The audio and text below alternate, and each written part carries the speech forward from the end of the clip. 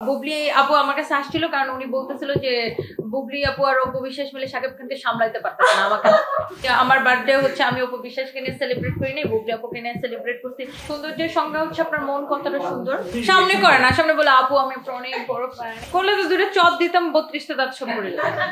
যারা problem create করতে চায় আমি তাদেরকে জাস্ট পাত্তাই দিই না। বুবলি আপুর সাথে তো আমার খারাপ সম্পর্ক বা ব্যক্তিগত কোনো সমস্যা নাই।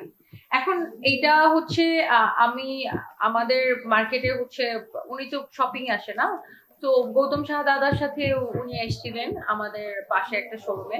তো আমি তখন আমার শোরুমের সামনেই ছিলাম। তো ওখানে হচ্ছে যে ওনার সাথে আমার দেখা, তো উনি আমাকে দেখে কথা বলছে, আমি ওনাকে দেখে কথা বলছি। এটাই তো নর্মাল আন্তরিকতা, ভদ্রতা, এটা তো ভদ্রতা। তো এটাই তো। আর ওনার সাথে তো আমার কোনো ব্যক্তিগত সম্পর্ক সমস্যা নেই।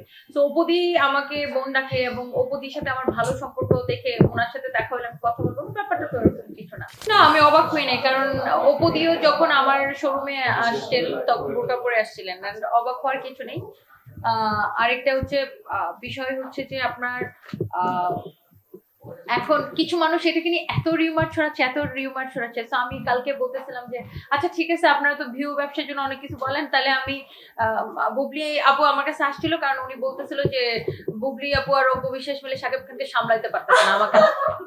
কি বলবো, এই ধরনের অ্যান্সার শুনতে মনে হয় মানুষজন চাই। এটাকে নিয়ে অনেক গুজব বানায় ফেলছে, বলছে যে আমার বার্থডে হচ্ছে আমি অপু বিশ্বাসকে নিয়ে সেলিব্রেট করি নাই, বুবলি আপুকে নিয়ে সেলিব্রেট করছি, এরকম হাপি যাবি অনেক কিছু নিউজ ভিডিও টিডিও বানাইছে। তা বলছে ঠিক আছে দেন, এখানে আমি একটু মশলা দিয়ে দিলাম। সৌন্দর্যের সংজ্ঞা হচ্ছে আপনার মন কতটা সুন্দর, আপনি মনটা সবকিছু আপনি কতটা সহজভাবে নিচ্ছেন, অন্যের ভালোটা কতটা দেখতে পাচ্ছেন, এটা আমার কাছে মনে হয় যে এটাই সৌন্দর্য।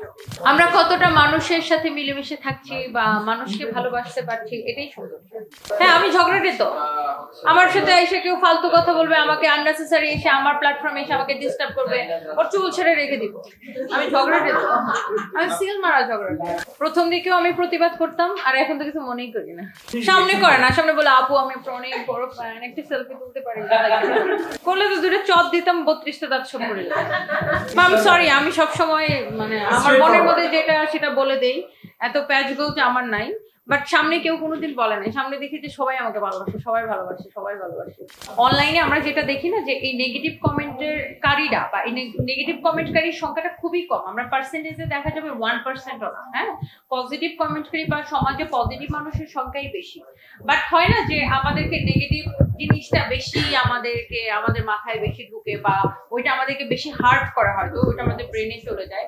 তো এই জিনিসটার জন্য হয়তো আমরা রিয়েক্ট করি, বা আমি তো রিয়েক্ট করি। তো আমরা আসলে চেঞ্জ করতে চাই সমাজকে, কারণ এই সমাজে মেয়েরা মাথা উঁচু করে দাঁড়াক, এটাই চাই। প্রবলেম তো মনে করতে হবে আর কি, প্রবলেম মনে করতে হবে। যারা প্রবলেম ক্রিয়েট করতে চায় আমি তাদেরকে জাস্ট পাত্তাই দিই না। যখন আপনি দেখবেন যে আপনি সৎ পথে আছেন, আপনি পরিশ্রমী, আপনি কাজ করছেন, আপনি আপনার জায়গায় লয়াল, তখন কেউ যদি আপনাকে ডিস্টার্ব করতে আসে, আই থিঙ্ক সেখানে আপনাকে প্রোটেক্টিভ হওয়া উচিত। এবং কেউ যদি প্রবলেম ক্রিয়েট করতে আসে, তো আপনি যদি ঠিক থাকেন, আপনাকে কেউ কোথাও আটকায় রাখতে পারবে না, আই থিঙ্ক।